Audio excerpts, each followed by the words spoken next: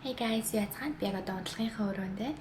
Тэгээ манай жоох хүүхдээ болон хүүхдээ крошокон суулгаж сурж байгаа ээж нар маань сайн мэдэх бах. Бидний унтдаг орон дээр тэгээ хаасайгүй ер нь амар их шээс байдаг.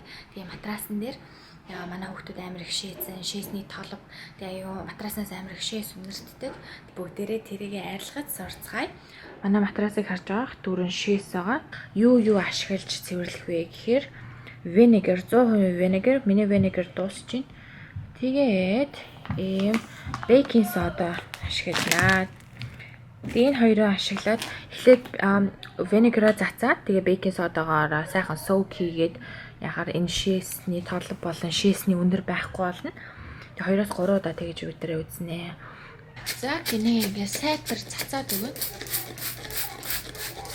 Яагаад чихтэй болтлон цацаад винегра. Тэгээд дээр нь бейкинг содагаа зөндөг ингээд татчих. Бейкинг содагаа харамгүй цацаж өгөөрэй. Тэгээд энийг 2-3 удаа ингэх хэвээр тэгжээж шээсээ болон шээснийхаа өндрийн бейкинг содаа шингээгээд авчна.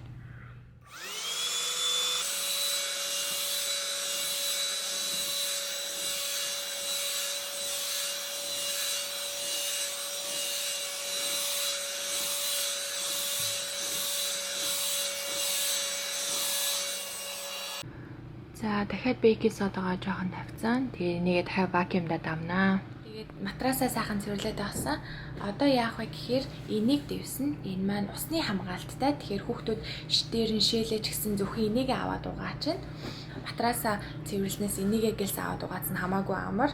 За та бүхэн минь бас туршаад үзээрэй. Баяр таа.